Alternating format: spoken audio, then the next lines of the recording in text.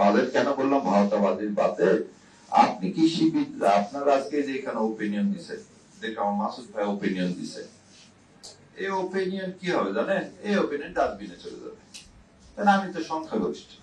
আরে এইসব টাকা যেখানে মারা যাবে সে প্রকল্প নেই।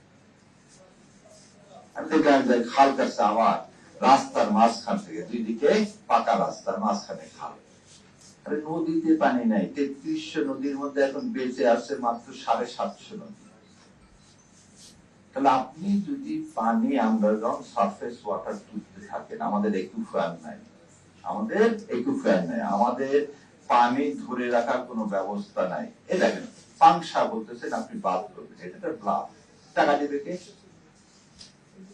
আপনি যেখানে তিস্তায় বারবার বলা হচ্ছে, তিস্তা প্রকল্প কি? এটা শেষ প্রকল্প। এটাই তো আমাদের যে আপনাদের এই আসল আজকের যেটা বলা হচ্ছে এই ভূমি মৎস্য পানি সম্পদ, এটার মূল কারিগর কি? ওখানে 12 বিলিয়ন ইউএসডি চায়নায় ইনভেস্ট করতে চাইছে এবং সে চুক্তি রেডি, আপনি খালি সাইন করবেন। আপনি সাইন করলেন না, আপনি চায়না সফরে যাচ্ছেন, দেখেন নাটক কাকে বলে শুনেন। তারেক রহমান যা বলেন না সেটা বলান দুটা লোককে দিয়ে, একটা হচ্ছে নুরুল পার্টিকে দিয়ে, আর একটা হচ্ছে তার এই উপদেশটাকে দিয়ে।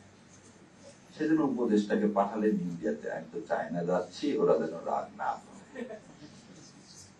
ইন্ডিয়া বললো ঠিক আছে একটু বসায় রাখি, আমরা একটু রাগ করছি, বেশি করিনি, কিন্তু চুক্তি করে আসলেই তার ঢুকতে দিব না। জাহিদকে ওই জন্য একটু বসায় রাখা বললো, তুমি এখন ঢুকে দেয় বলে না, ঢোকার দরকার নাই, যা কাজ করা সেটা হয়ে গেছে, চলে গেলাম।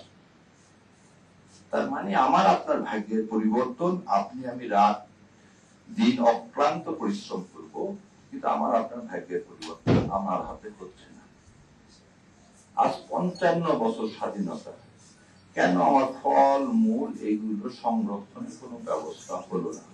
সময়ের সাথে সাথে দেখা দেয় নিত্য নতুন প্রয়োজন, রেডি থাকতে হয় প্রতি মুহূর্ত। তাই এলো ইনোভার, যেন আপনি লাইফে থাকেন রেডি প্রতিদিন। Innova, designed for now.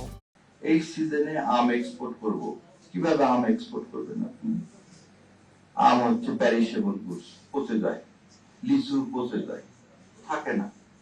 আপনি কিভাবে, আপনি তার জন্য কোনো পদক্ষেপ নিলেন 55 বছরে? আপনি পেঁয়াজের কথা বলেন, রসুনের কথা বলেন, আদার কথা বলেন, জানেন ইন্ডিয়া বিহারে 50% লোকের টয়লেট নাই, আর তারা বলে আমার দেশ দখল করতে চায়।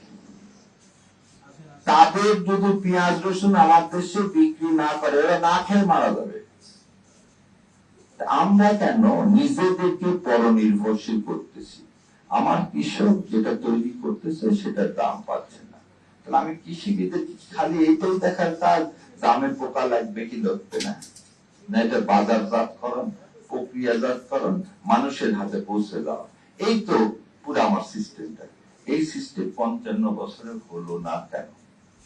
আপনার খামার বাড়িতে এত সুন্দর বিল্ডিং করছেন, এত সুন্দর বিল্ডিং করছেন, প্রতিটা জেলায় এগ্রিকালচার এক্সটেনশন কর্পোরেশন আছে, কৃষি সম্প্রসারণ অধিদপ্তর আছে, তাদের কাজ কি? বিপণন, বাজার ব্যবস্থা থাকে না, সেটা আর এক জায়গায় দিয়ে দিচ্ছে। তাহলে আপনি আপনার মন্ত্রণালয় চালানোর কোনো কি নাই, সুস্থ পরিকল্পনা নাই।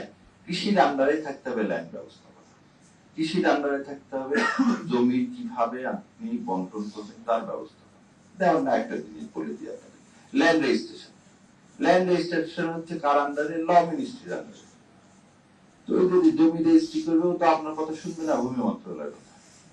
ও বলতেছে আমি আমার টাকা দিয়ে এখানে আমি ট্রান্সফার নিয়ে আসছি রেজিস্ট্রি, আমার কাজ হচ্ছে টাকা তোলা।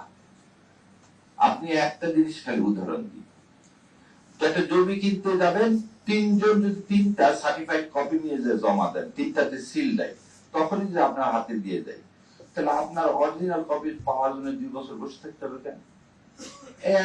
এখনই সলিউশন দিয়ে দিলাম, যে কিনবে সে, যে বিক্রি করবে সে, আর একটা কপি রেজিস্ট্রি অফিসে বালাম বুকে তোলা যাবে। এই 3টা কপি তৈরি করা হবে, মানে আপনি 3 সেট স্ট্যাম্প কিনবেন, বালাম বুকে একটা এন্ট্রি হয়ে গেল।